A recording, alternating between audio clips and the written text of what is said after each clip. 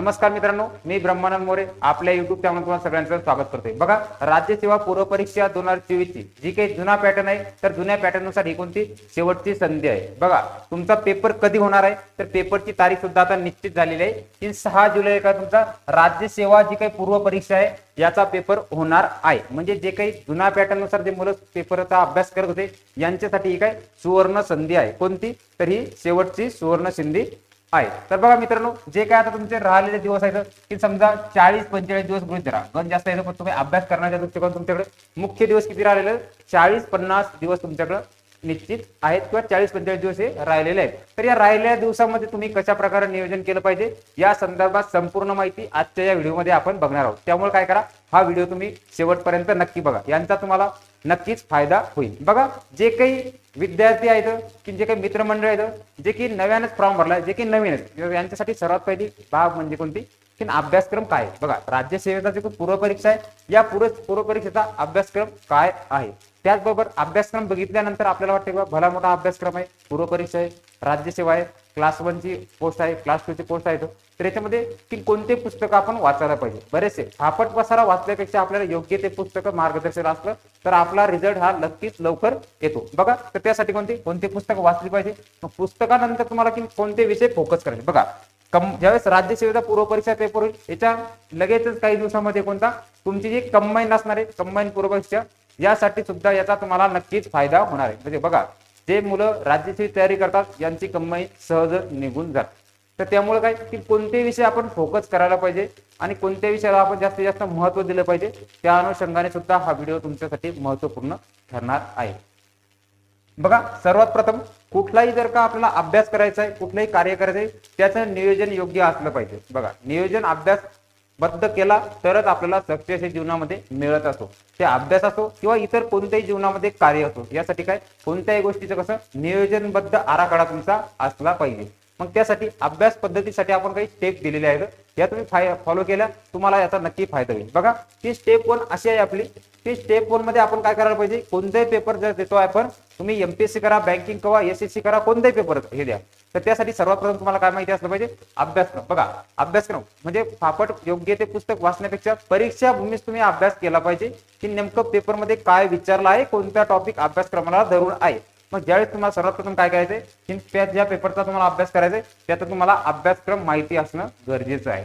मग यानंतर तुम्हाला काय करायला आहे की स्टेप जी दुसरी जी आहे, दुसऱ्या स्टेप मध्ये आपल्याला काय करायचंय की जे काही पीवायक्यू आहे, बघा अभ्यासक्रम तर आपण बघितला, परंतु अभ्यासक्रम बघितल्यानंतर आपल्याला की पीवायक्यू जे काही मागील गतकालीन प्रश्नपत्रिका झाल्यात याचं जेव्हा आपण विवरण करतो तर त्यामध्ये कळतंय की कोणत्या टॉपिकवर जास्तीत जास्त प्रश्न आलेले आहेत, म्हणजे आयोगाचा कोणता टॉपिक जास्तीत जास्त आवडीचा आहे त्यावर प्रश्न विचारला जातो। मग त्यामुळे काय करायला पाहिजे आपण की पीवायक्यू विश्लेषण सुद्धा केलं पाहिजे। मग ही झाली स्टेप दुसरी। मग यानंतर काय करायला पाहिजे, ज्यावेळेस तुम्हाला अभ्यासक्रम सुद्धा माहिती आहे, अभ्यासक्रम माहिती असल्यानंतर तुम्ही पीवायक्यू सुद्धा बघितले की कोणत्या याच्यावर जास्त फोकस आहे, कोणत्या याच्यावर जास्त प्रश्न विचारले। मग यानंतर तुमची जी राहिलेली पुढची जी स्टेप आहे ती आहे तिसरी। तर तिसरी मध्ये काय तुम्हाला सराव करणं गरजेचं आहे। बघा मित्रांनो, की ज्यावेळेस तुम्ही दोन्ही स्टेप करता त्यानंतर तुम्हाला पुढचं काय सराव। बघा, परीक्षामध्ये तुम्हाला काय जास्तीत जास्त काय परीक्षा द्यायची, त्यामुळे तुमचा काय सराव महत्वाचा आहे। बघा, सराव महत्वाचा आहे म्हणजे आपण वाचतोय किती, सोडवतोय किती, पण जोपर्यंत आपला अभ्यास आपण परीक्षा देऊन सराव करून बघत नाही तोपर्यंत आपल्याला टाइम मॅनेजमेंट आणि कितपत आपल्या लक्षात आहे हे पण आपण कळत नाही, म्हणजे किती आपण पाण्यात आहे। यासाठी काय करायला पाहिजे, आपण कुठल्याही परीक्षेचा आपण काय सराव करणं गरजेचं आहे। तर बघा मित्रांनो, अशा प्रकारे जर तुम्ही स्टेप बाय स्टेप जर अभ्यास पद्धत तुमची जर असली तर तुम्हाला नक्की याचा काय फायदा होईल। बघा, यासाठी काय करायचं, जेव्हा तुम्ही या सर्व स्टेप फॉलो करसाल, अशा प्रकारे जर अभ्यासाचं नियोजन ठेवसाल तर तुम्हाला जीवनामध्ये किंवा अभ्यास प्रत्येक परीक्षेमध्ये तुम्हाला यश हे नक्कीच मिळेल। बघा मित्रांनो, आता झाला इथपर्यंत की नेमका राज्य सेवा पूर्व परीक्षेचा नेमका अभ्यासक्रम काय आहे। बघा, की जी काही राज्य सेवा आहे तर राज्य सेवा स्टेट सर्व्हिस प्रिलिमिनरी एक्झामिनेशन म्हणजे राज्य सेवा पूर्व परीक्षा, तर याचे काय होतात, 2 पेपर होतात। बघा, राज्य सेवा पूर्व परीक्षेमध्ये 2 पेपर होतात, एक आहे तुमचा पेपर 1 आणि एक आहे पेपर 2। हे दोन्ही पेपर कसे तुम्हाला पेपर दोन्ही देणे अनिवार्य स्वरूपाचं आहे। तर बघा, पेपर 1 मध्ये तुम्हाला काय असणार आहे आणि पेपर 1 चं स्वरूप कसं आहे आणि पेपर 2 चं स्वरूप कशा प्रकारचं आहे ते आपण याच्यामध्ये बघत आहोत। बघा, पेपर 1 तुमचा जो असणार आहे हा कसा आहे, अनिवार्य आहे, कंपल्सरी आहे। तर हा तुमचा कोणता असणार आहे, जीएसचा। बघा लक्षात घ्या, पेपर 1 तुमचा हा जीएसचा पेपर असतो, तर यामध्ये तुम्हाला 200 मार्कासाठी तुम्हाला हा पेपर घेतला जातो. 100 प्रश्न 200 मार्कासाठी. तुमचं मानक की कुठपर्यंत तुम्हाला प्रश्न, कोणत्या अभ्यासक्रमात प्रश्न विचारले जातील. जो काही तुमचा डिग्री आहे, तुमची कुठल्याही प्रकारची शाखेची डिग्री असो, तर यामध्ये मागचा जो पदवीपर्यंत अभ्यासक्रम तुम्ही शिकलाय यावर अनुसरून तुम्हाला कोणते पेपर 1 ला प्रश्न विचारले जातील. याला कालावधी किती आहे, किती तास पेपर आहे, तर 2 तासाचा पेपर आहे. म्हणजे 100 प्रश्न 200 मार्कासाठी वेळ आहे तुमच्याकडे 2 तास. आणि हे सर्व प्रश्न कसे असणार आहे, तुमचं माध्यम जर विचारलं म्हणजे तुम्ही मराठीमध्ये अभ्यास करा की इंग्लिशमध्ये अभ्यास करा, पेपर कसे असणार आहे, पेपरचे जे क्वेश्चन असणार आहे दोन्ही भाषेमध्ये असणार आहे. एक तर मराठी आहे आणि इंग्रजी सुद्धा आहे. आणि सर्वात प्रथम हे कोणते आहेत, बहुपर्यायी वस्तुनिष्ठ म्हणजे कसे MCQ स्वरूपाचे हा तुमचा पेपर असतो. हे त्याला पेपर 1 चं स्वरूप. आणि पेपर दुसरा जो असणार तुमचा CSAT, बघा अहर्ताळी पेपर 2 म्हणजे क्वालिफाईंगचा आहे जवळपास CSAT. तर CSAT सुद्धा किती तुमचा 200 मार्काचा पेपर आहे. बघा याला सुद्धा सेम आहे, 200 गुण आहे, त्याला 2 तास वेळ. परंतु इथे महत्वाची बाब लक्षात घ्या, तुमचा जो CSATचा पेपर आहे या CSATच्या पेपरमध्ये तुम्हाला प्रश्न किती असणार आहे, तर ही बाब लक्षात घ्या. यामध्ये क्वेश्चन तुम्हाला क्वेश्चन संख्या ही फक्त 80 क्वेश्चन तुम्हाला यामध्ये असणार आहेत. बघा जो काही दर्जा असणार तुम्हाला, जे काही 5वी ते 10वी 12वी पर्यंत तुमचं जे काही गणित बुद्धिमत्ता होतं यावर धरून तुम्हाला यावर प्रश्न विचारले जातील. हे सुद्धा कसे असणार आहेत, हे सुद्धा दोन्ही भाषेमध्ये तुम्हाला उपलब्ध असतील आणि पेपरमध्ये असतात. बघा या संदर्भात काही महत्वाची टीप आहे पेपर 2 संदर्भात, की सामान्य अध्ययन तुमचा GS 2 चा पेपर आहे CSATचा. हा पेपर कसा आहे, अहर्ता तारीख म्हणजे काय क्वालिफाय, म्हणजे यामध्ये तुम्हाला 200 पैकी फक्त जेवढा त्यांचा पर्सेंटेजचा क्रायटेरिया दिलाय 33% गुण किमान तुम्हाला प्राप्त करणं गरजेचं आहे किंवा अनिवार्य आहे. म्हणजे जोपर्यंत तुम्हाला जवळपास, बघा लक्षात घ्या की तुमचा जो काही पेपर असणार आहे तुमचा 200 मार्काचा, तर 200 मार्काच्या याच्यापैकी समजा तुम्हाला याच्यामध्ये 66 मार्क तुम्हाला पडणं गरजेचं आहे, तर तुमचा पुढचा पेपर हा चेक होतो. बघा मित्रांनो, त्यामुळे काय CSAT पेपर सुद्धा तुमचा अत्यंत महत्वपूर्ण आहे. चला इथपर्यंत क्लिअर आहे. मग त्यानंतर जी काही महत्वाची बाब म्हणजे निगेटिव्ह सिस्टीम कशी असणार आहे, जी की नकारात्मक गुणदान पद्धती आहे. तर पेपर 1 याला सुद्धा काही 1-4 अशी निगेटिव्ह सिस्टीम आहे, परंतु पेपर 2 जो असणार आहे बघा 1-4 ही निगेटिव्ह सिस्टीम याच्यामध्ये नकारात्मक पद्धती असणार आहे. परंतु पेपर 2 तुमचा CSAT जो असणार आहे, तर या CSAT मध्ये तुमचे जे काही राहिलेले 5 प्रश्न आहेत जे की डिसिजन मेकिंग निर्णायक क्षमता या घटकावर आहेत. तर बघा निर्णायक डिसिजन मेकिंग याच्यामध्ये तर हा भाग वगळून म्हणजे 12.5 मार्काचा तुमचा तो भाग वगळून बाकीसाठी तुम्हाला नकारात्मक गुणदान पद्धती ही लागू असते. बघा प्रत्येक चुकीच्या उत्तरासाठी 25% एकाच आहे, हे काही बारीक तरी गोष्टी. बघा महत्वाचा मुद्दा म्हणजे आता काय की पेपर 1 GSचा तुमचा जो पेपर असणार आहे आणि पेपर असतो, तर यामध्ये कोणत्या घटकांचा कोणकोणत्या विषयाचा यामध्ये समावेश केलेला असतो किंवा समावेश होतो. बघा मित्रांनो, पेपर 1 तुमचा जो आहे तर पेपर 1 हा तुमचा 200 मार्काचा आहे. आत्ताच सांगितलं 200 मार्क.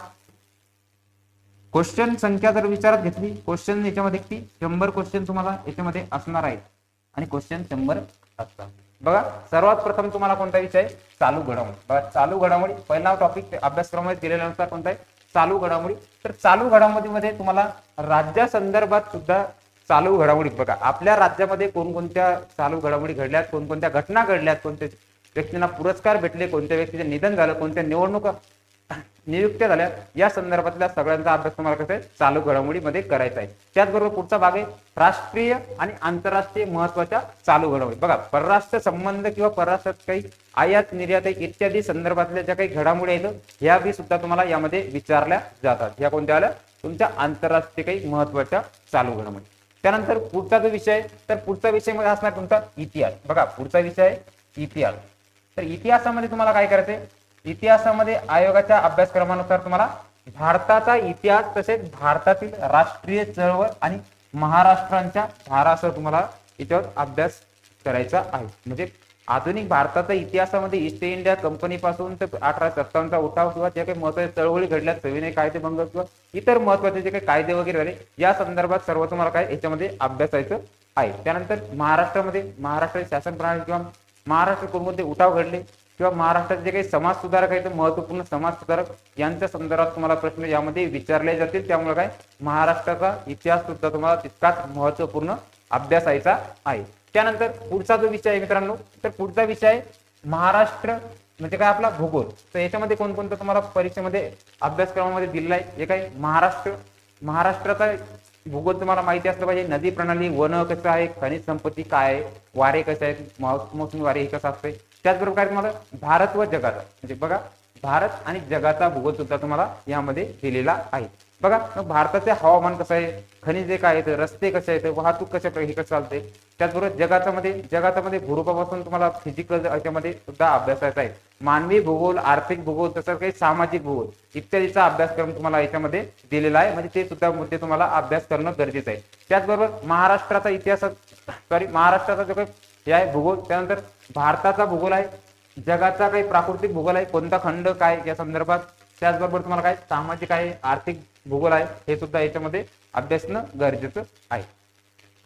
बघा पुढचा जो आहे पुढचा मुद्दा म्हणजे भारत आणि महाराष्ट्र जे काही राज्य घटना आहे आपली किंवा पंचायत राज, यामध्ये भारत आणि महाराष्ट्रात कशा प्रकारे राज्य प्रशासन व्यवस्था असते. बघा राज्य प्रशासन, त्याचबरोबर संविधान निर्मिती कशी झाली, संविधानामध्ये कोणकोणत्या सभा झाल्या, पहिलं कधी झालं, मागणी कधी केली, या संदर्भात इत्यादी बारीक सारीक गोष्टी तुम्हाला संविधानामध्ये अभ्यास आहेत. राजकीय प्रणाली कशी आहे, लोकशाही आहे का, हुकुमशाही आहे, कसं आहे, गणराज्य आहे या संबंधात. त्यानंतर पंचायत राज व्यवस्था, बघा स्थानिक पंचायत राज स्वराज्य संस्थे संदर्भात तुम्हाला प्रश्न विचारायचे. त्यानंतर काय नगर प्रशासन कशा प्रकारे चालतंय. त्याचबरोबर सार्वजनिक कोणकोणत्या प्रकारचे धोरण सरकार आखणी करते. त्यानंतर हक्क विषयक इत्यादी प्रश्न तुम्हाला कशामध्ये हे राज्य घटनेमध्ये तुम्हाला विचारले जातात. बघा त्यानंतर पुढचा एक महत्वाचा विषय आहे मित्रांनो की अर्थशास्त्र किंवा भारतीय अर्थव्यवस्था. बघा कोणती, भारतीय अर्थव्यवस्था अत्यंत महत्वपूर्ण असा विषय. फक्त काय टेक्निकल असा विषय, म्हणजे यामध्ये तुम्हाला काही संकल्पनाचा भाग आहे तो तुम्हाला एकदा लक्षात आला म्हणजे तुमचा एकही मार्क कुठे जाणार नाही. बघा त्यानंतर आर्थिक आणि सामाजिक विकास कशा प्रकारे झालेला आहे, की आपल्या भारतामध्ये आर्थिक विकास कशा प्रकारे घडत गेला. आर्थिक विकास ज्यावेळेस घडतो त्यानंतर कोणता सामाजिक विकास घडतो. म्हणजे या दोन्ही बाजू आहेत परस्परांना साम्य आहेत किंवा व्यस्त संबंधाने आहेत. त्यानंतर शाश्वत विकास कशाचा आहे, कसा घडलाय. त्यानंतर दारिद्र्य, भारतामध्ये दारिद्र्याचे कोण मोजमाप केलंय, कोणी प्रयत्न केले तर कोणते राज्य जास्त दारिद्र्य खाली आले तर, किंवा सापेक्ष दारिद्र्य काय, निरपेक्ष दारिद्र्य म्हणजे काय. म्हणजे हा भाग तुम्हाला कसा आहे, एक तर संख्यात्मक भाग सुद्धा आहे आणि संकल्पनात्मक भाग सुद्धा महत्वाचा तितकाच आहे. त्यानंतर काय समावेशन, वित्तीय समावेशन म्हणजे काय, वित्तीय समावेशन कशा प्रकारे आपण केलंय, जे काही बँकिंग आहे, बँक व्यवस्था, इन्फ्लेशन आहे, त्यानंतर मॉनिटरी पॉलिसी किंवा इत्यादी ज्या काही पैशा संदर्भातल्या ह्या कशामध्ये समावेश आहे. मग नाबार्ड वगैरे तुमच्या बँकिंग संदर्भातल्या ज्या काही संकल्पना आहेत या सुद्धा करून तुम्हाला अभ्यासाचे समावेशामध्ये. मग लोकशाही आहे, त्यानंतर सामाजिक क्षेत्रातील कोणकोणते काही उपक्रम केलेले आहेत, जसे की सहकारी क्षेत्रामध्ये काही उपक्रम केलेले आहेत. या संदर्भात तुम्हाला कसं इकॉनॉमिक्स मध्ये अभ्यासायचा आहे. राहिला पुढचा एक महत्वाचा विषय म्हणजे तुमच्यासाठी जो की थोडा 4-5 मार्कासाठी विचारला जातो, पर्यावरण आणि परिस्थिती. बघा एन्व्हायरमेंट आणि इकोलॉजी, त्यानंतर बायोडायव्हर्सिटी, जैवविविधता, हवामानातील बदल या संदर्भात तुम्हाला प्रश्न हे विचारले जातात. मग हे किती जवळपास फक्त याच्यामध्ये तुम्हाला 5 मार्कासाठी हे तुम्हाला विचारलं जातं. पुढचा महत्वाचा विषय की सामान्य विज्ञान. बघा मित्रांनो सामान्य विज्ञान तुम्हाला जवळपास स्टेट बोर्ड पासून तर तुम्हाला याच्यापर्यंत 10वी पर्यंत तुम्हाला याचा अभ्यास करणं गरजेचं आहे. म्हणजे जास्तीत जास्त राज्यसेवेमध्ये जो काही प्रश्न संख्या आहे तर 20 प्रश्न तुम्हाला कशामध्ये सामान्य विज्ञानमध्ये किती 20 क्वेश्चन हे विचारले जातात. बघा मग याच्यामध्ये तुम्हाला काय काय अभ्यासायचं आहे सामान्य विज्ञानमध्ये. फक्त इथं सिलेबस मध्ये तुम्हाला काय दिलं आहे सामान्य विज्ञान. डिटेल असा अभ्यासक्रम असा याच्यामध्ये तुम्हाला दिलेला नाही की त्यामध्ये काय की सामान्य विज्ञान जे आहे तर सामान्य विज्ञान मध्ये तुम्हाला काय करायचंय, केमिस्ट्री आला तुमचं, त्यानंतर फिजिक्स आला, त्यानंतर तुमचं कोणते बायो आहे, काही टेक्नॉलॉजीचा भाग. हा सर्व भाग तुम्हाला कोणत्यामध्ये बघायचा आहे तर हा सर्व भाग तुम्हाला सामान्य विज्ञान मध्ये बघायचा आहे. हा कोणता झाला तुमचा पेपर 1 चा संपूर्ण अभ्यासक्रम आहे.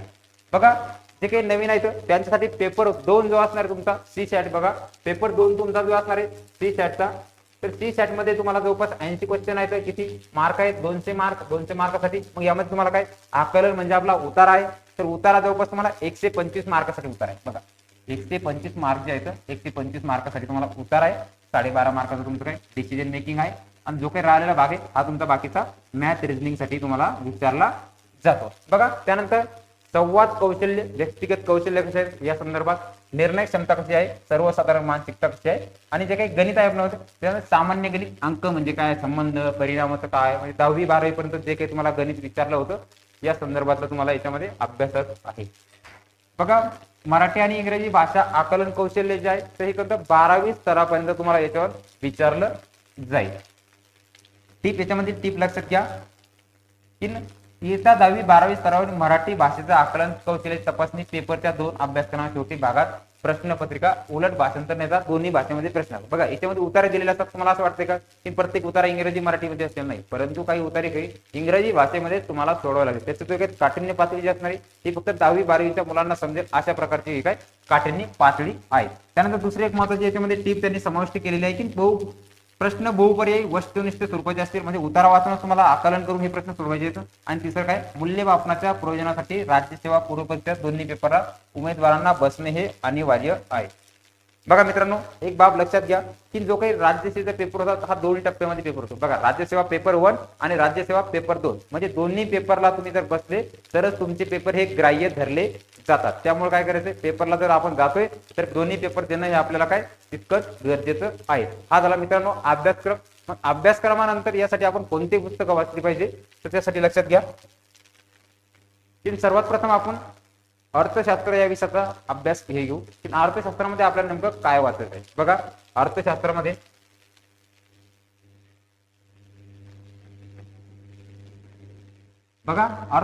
काय वाचायचं. अर्थशास्त्र विषय तुम्हाला अगदी अत्यंत सोपा आणि सरळ भाषेमध्ये असणार आहे. अर्थशास्त्रामध्ये तुम्हाला जवळपास फक्त भाग कसा आहे संकल्पनात्मक भाग. एकदा वाचल्यानंतर तुम्हाला पुन्हा वाचण्याची गरज नाही. अर्थशास्त्राचा भाग फक्त काय तुम्हाला समजून घ्यायचा आहे. एकदा भाग समजला पुन्हा पुन्हा तो भाग तुम्हाला वाचण्याची गरज नाही. तर अर्थशास्त्रामध्ये तुम्हाला काय तिन्ही प्रकारचे प्रश्न विचारतात. एक तुमचा संख्यात्मक काही भाग असतो, काही चालू घडामोडी धरून असतो, तर काही कसा संकल्पनात्मक भाग असतो. तर मित्रांनो याचा कसा प्रकारे अभ्यास केला पाहिजे किंवा कोणतं पुस्तक आपण रेफर केले पाहिजे तर या संदर्भात बघा लक्षात घ्या की जो काही 11वी 12वी जे काही स्टेट बोर्ड आहे स्टेट बोर्ड हे स्टेट बोर्ड तुम्ही वाचणं गरजेचं आहे. कोणते न्यू स्टेट बोर्ड तुम्ही वाचले तुमचा बराचसा जे काही संकल्पना ज्या विद्यार्थ्यांना अर्थशास्त्र हे नवीन वाटते किंवा समजत नाही अशांसाठी हे वाचणं गरजेचं आहे. म्हणजे बेसिक बऱ्याचशा संकल्पना तुमच्या इथून कव्हर होऊन जाते. बघा त्यानंतर यासाठी पुस्तकं काय वाचली पाहिजे आपण. बघा पुस्तकं वाचताना तुम्ही सर्वात प्रथम जे अभ्यासक्रमात दिलेलं असं कोणतंही पुस्तक वाचू शकता. पण याच्या व्यतिरिक्त आपण काय महत्वाचे काही पुस्तक वाचू शकतो राज्यसेवेसाठी. बघा किरण देसले यांचं पुस्तक वाचू शकता. त्याचबरोबर काय जे काय आपले रमेश सिंग यांचं पुस्तक वाचू शकता. किंवा संकल्पनासाठी एनसीईआरटी जे आहे एनसीईआरटी बुक सुद्धा तुम्ही रेफर करू शकता. अत्यंत बेस्ट असे पुस्तक आहे. त्याचबरोबर काय तुम्हाला हे वाचणं झालं रमेश सिंग किपला रंजन कोळंबे. बघा रंजन कोळंबे जे आहेत तर रंजन कोळंबे यांचे सुद्धा तुम्ही काय पुस्तक वाचू शकता. ह्या ज्यावेळेस पुस्तक वाचतोय आपण हे पुस्तक वाचल्यानंतर आपण काय करायला पाहिजे की यावर किती प्रश्न आतापर्यंत आलेले आहेत म्हणजे काय PYQ आपण काय सोडवले पाहिजे किंवा सोडविणे गरजेचं आहे. तर काय करायला पाहिजे आपण हा भाग तुम्हाला कोणता आहे हा तुम्हाला पूर्व परीक्षेला सुद्धा आहे आणि मुख्य परीक्षेला सुद्धा आहे. म्हणजे जवळपास हा भाग याच्यावर तुम्हाला किती प्रश्न विचारले जातील 15 प्रश्न हे तुम्हाला याच्यामध्ये विचारले जातात. किती क्वेश्चन संख्या किती आहे अर्थशास्त्रामधील तर अर्थशास्त्राची क्वेश्चन संख्या ही 15 एवढी आहे. बघा त्यानंतर पुढचा विषय आहे की भूगोल. बघा भूगोल तर भूगोलामध्ये तुम्हाला काय करायचंय तुम्हाला 3 भागामध्ये जगाचा भूगोल आहे, त्यानंतर भारत आहे, त्यानंतर काय महाराष्ट्र आहे. बघा मित्रांनो महाराष्ट्र आहे. मग या सर्वांसाठी एक तुम्हाला कॉमन बाब जी आहे ही स्टेट बोर्ड. बघा एक स्टेट बोर्ड जे आहे तर स्टेट बोर्ड काय तुम्हाला 6वी ते 10वी पर्यंत किती 6वी ते 10वी पर्यंत काय हे तुम्हाला वाचणं गरजेचं आहे. बऱ्याचशा संकल्पना तुम्हाला इथून तुमच्या कव्हर होऊन जातील. किती 10वी पर्यंत तुम्हाला हे वाचणं गरजेचं आहे. हे तुमचं जर वाचन जेव्हा झालं मग यासाठी जगासाठी तुम्ही काय करा जे काही सौदी सरायचं सौदीचं पुस्तक तुम्ही वाचा. भारतासाठी सुद्धा सौदीच बेस्ट आहे. त्यानंतर महाराष्ट्रासाठी दीपस्तंभ प्रकाशन कोणतं दीपस्तंभ हे पुस्तक वाचा. त्याचबरोबर तुम्हाला काय करायचं याच्यासोबत तुम्हाला काय असणं गरजेचं आहे एक नकाशाचं पुस्तक कोणतं नकाशा. मग नकाशा कोणतं वाचायचा तर नकाशा वाचताना सुद्धा काय तुम्ही शालेय नवनीतचा एक नकाशा वाचा. बघा नवनीतचा किंवा ऑक्सफर्डचा ऑक्सफोर्डचा काय तुम्ही एक नकाशाचं बुक, ॲटलास बुक तुमच्याकडे असणं गरजेचं आहे. मग हे जेव्हा तुम्ही एवढ्या गोष्टी वाचताय, हे करताय, हे केल्यानंतर तुम्हाला काय करायचंय, इथं सुद्धा तुम्हाला सेम बाब आहे की जे काही PYQ आहे तर PYQ सोडणं काय गरजेचं आहे. म्हणजे काय जास्तीत जास्त तुमचा सराव याचे प्रश्न विचारले, त्यासाठी तुम्हाला काय PYQ सोडवणे गरजेचं आहे. बघा पुढचा विषय आहे, पुढचा विषय मित्रांनो लक्षात घ्या, पुढचा विषय सामान्य विज्ञान. तर सामान्य विज्ञानासाठी काय करायचंय, तर सामान्य विज्ञानला काय करायचं तुम्हाला, सामान्य विज्ञानला तुम्हाला जवळपास 6वी ते 10वी पर्यंत स्टेट बोर्ड वाचायचं. स्टेट बोर्ड ज्यावेळेस तुमचं वाचन होईल, स्टेट बोर्ड वाचन झाल्यानंतर तुम्ही काय करा, एक सर्वात बेस्ट पुस्तक म्हणजे कोणतं, सचिन भस्के यांचं. बघा सचिन भस्के सरांचं काय तुम्ही पुस्तक वाचू शकता. चांगला भाग त्यांनी कव्हर केलेला आहे, अत्यंत बेस्ट असं विज्ञानचं पुस्तक आहे. आणि हे झाल्यानंतर तुम्ही काय करायचे, PYQ. बघा PYQ हे सोडवायचे आहेत. PYQ सुद्धा तुम्हाला अभ्यासणं गरजेचं आहे. बघा ज्यावेळेस विज्ञान झालं तुमचं, विज्ञानचं झाल्यानंतर काय पुढचा हे आहे तुमचा भाग, पुढचा विषय की इतिहास. मग इतिहासामध्ये काय वाचायचं मित्रांनो, बघा इतिहासामध्ये काय वाचायचं, जो काही इतिहास आहे तर इतिहासमध्ये तुम्हाला काय करायचंय, इतिहास तुम्हाला 15 मार्कासाठी आहे. बघा 15 मार्कासाठी काय इतिहास आहे. तर इतिहासमध्ये तुम्हाला 3 भाग आहे राज्यसेवा करताना. एक आहे तुमचा प्राचीन, दुसरा आहे मध्ययुगीन आणि तिसरा आहे आधुनिक. आणि त्यानंतर पुढचा एक भाग कोणता आहे, समाज सुधारक.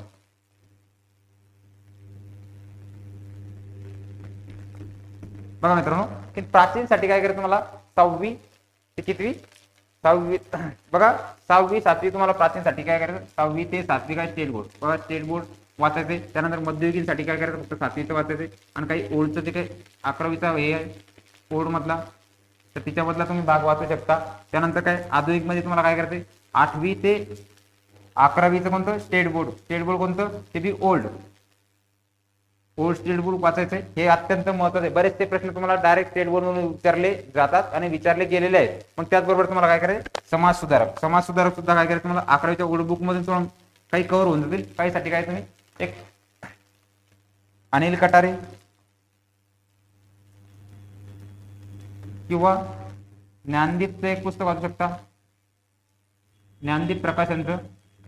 किंवा बघा गाठाचं पुस्तक तुम्ही महाराष्ट्राच्या इतिहासासाठी वाचू शकता. मग काय करायचं, प्राचीनसाठी तुम्हाला याच्या व्यतिरिक्त तुम्हाला डिटेल जर वाचायचं किंवा अभ्यासापूर्वक वाचायचं असेल तर RS शर्मा. बघा RS शर्मा जे आहे तर RS शर्मा यांचं के सागरचं एक पुस्तक आहे. तर के सागर पब्लिकेशनचं पुस्तक तुम्ही प्राचीनसाठी वाचा. मध्ययुगीन त्याच्यात दिलेला आहे थोडा. आणि जो काय आधुनिक आहे तर आधुनिकसाठी महत्वाचं म्हणजे आधुनिकसाठी तुम्ही ग्रोवरचं पुस्तक, त्याचबरोबर काय तुम्ही समाधान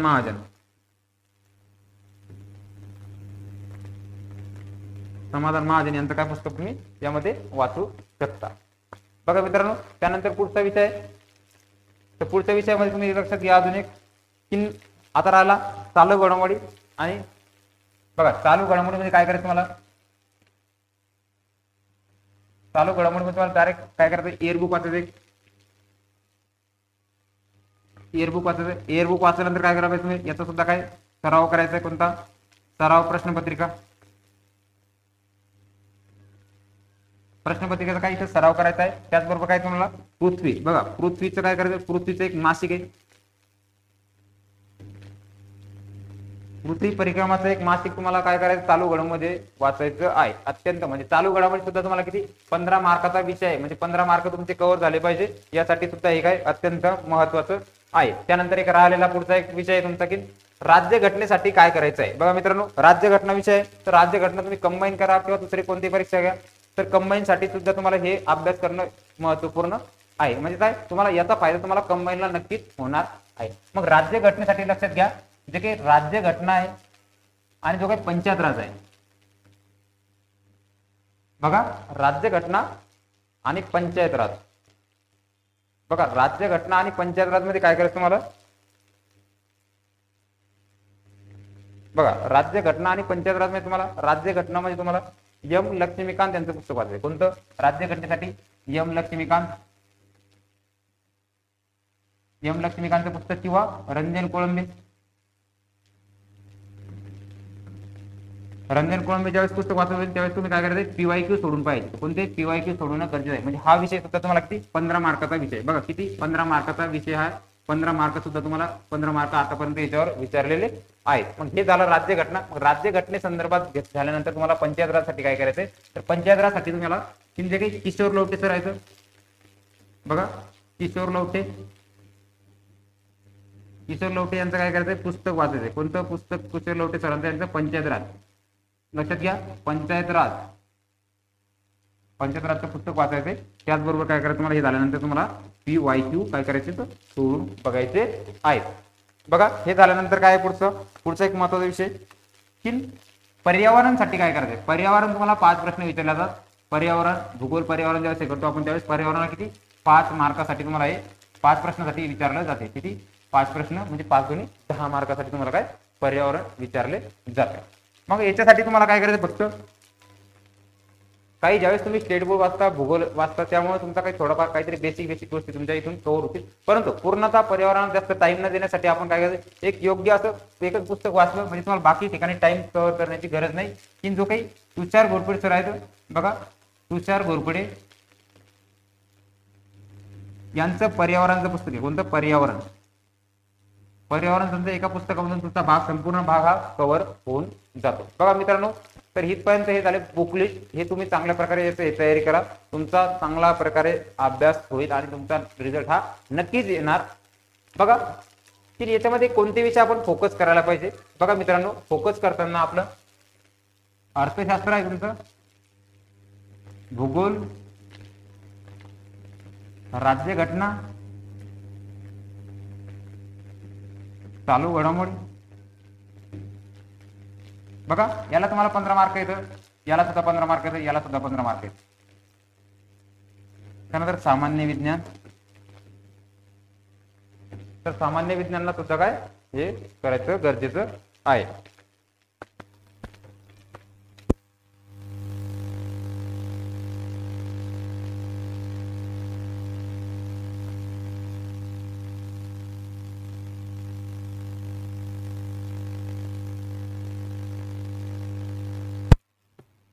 बघा त्यासाठी काय अर्थशास्त्र तुम्हाला जवळपास कन्सेप्टचा भाग आहे. अर्थशास्त्रामध्ये काही बदल घडणार नाही. त्यानंतर भूगोलामध्ये सुद्धा बदल घडत नाही आणि राज्यघटनेमध्ये सुद्धा बदल घडत नाही. म्हणजे तुमचा राहिला कोणत्या चालू घडामोडी हे तुम्हाला काय करायचे आता वाचून घ्यायचे. विज्ञानाला तुम्हाला जास्तीत जास्त फोकस करायचा आहे. बघा मित्रांनो, विज्ञानाला तुम्हाला जास्तीत जास्त काय करायचं आहे, फोकस करायचा आहे. त्यानंतर काय इतिहास सुद्धा आहे, तर इतिहास सुद्धा तुम्हाला वाचणं गरजेचं आहे. आधुनिकता म्हणजे तुम्हाला जवळपास त्याचा दोन्ही ठिकाणी फायदे कंबाईन आणि यासाठी. मग बघा मित्रांनो, अर्थशास्त्र सगळ्यांनाच अवघड असा किचकट विषय वाटतो. तर अर्थशास्त्र हा किचकट जाणारा विषय तुम्हाला अत्यंत सोप्या आणि सरळ भाषेत समजून घेण्यासाठी यासाठी मी एक स्पेशल बॅच आपण लॉन्च करत आहोत, जी की राज्यसेवा. बघा मित्रांनो, ही बॅच कशासाठी काम पडणार तुम्हाला, राज्यसेवा आणि जी काही कंबाईनची जी काही ग्रुप बी आणि सी ची जी काही पूर्व परीक्षा आहे. बघा आपण पूर्व परीक्षा तसेच मुख्य परीक्षेच्या अनुषंगाने बघा पूर्व आणि मुख्य परीक्षेचा दोन्हीचा अभ्यासक्रम ज्यामध्ये कव्हर होईल अशी बॅच लॉन्च केलेली आहे. याची फीस फक्त किती आहे, 1499 एवढी फीस आहे. बघा अत्यंत नाममात्र दरामध्ये आपली याची फीस आहे. बघा तुम्हाला वाटत असेल की या संदर्भात कितपत मला विषयाची माहिती आहे, कितपत विषय मी हाताळू शकतो, तर यासाठी माझं स्वतःचं MA इकॉनॉमिक्स याच्यामध्ये झालेलं आहे अर्थशास्त्रामध्ये.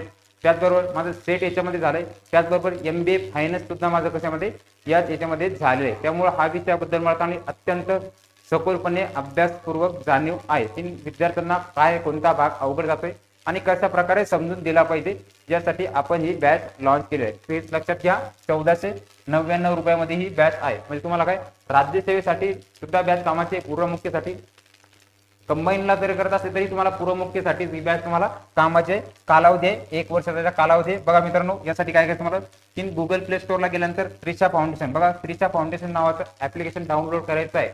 त्यावर तुम्ही काय करा, हे ऍप तुम्ही याच्यावर परचेस करू शकता, ज्याची ऍपची लिंक आपल्या डिस्क्रिप्शन बॉक्समध्ये दिलेली आहे. याच्या व्यतिरिक्त जर कोणाला काही शंका जर असली, कोणाला जर डाऊट असला तर तुम्ही फोन करू शकता 73 87 50 58 02 यावर किंवा 78 75 95 20 00 यावर तुम्ही संपर्क करू शकता. त्याचबरोबर पुढची एक बॅच आहे आपली, फक्त तुम्हाला वाटलं कंबाईनची जर बॅच घ्यायची तर कंबाईनची आपण पूर्वमुख्यसाठी बॅच आहे, लाईव्ह प्लस रेकॉर्ड बॅच आहे. फीस आहे फक्त 999, सॉरी फीस किती 799 कशाची, ही कंबाईनची तुमची फीस आहे. त्याचबरोबर पुढचे काय की जे काही राज्यसेवा पूर्व आणि मुख्यची जर बॅच घ्यायची तर ती फी किती 999 रुपयामध्ये. यासाठी सुद्धा काय करायचं, मला त्रिशा फाउंडेशन हे ऍप्लिकेशन डाउनलोड करायचं आहे. पण दोन्ही बॅच जर घेतल्या तुम्ही एकत्रित, तर दोन्ही बॅच घेतल्या एकत्रित तुम्हाला फक्त की 1499 रुपयामध्ये तुमच्या दोन्ही बॅच हे तुम्हाला मिळून जातील. तर मित्रांनो, तुम्हाला परीक्षेसाठी पुन्हा एकदा खूप खूप शुभेच्छा. भेटू लवकरच एका नवीन व्हिडिओमध्ये. तोपर्यंत धन्यवाद.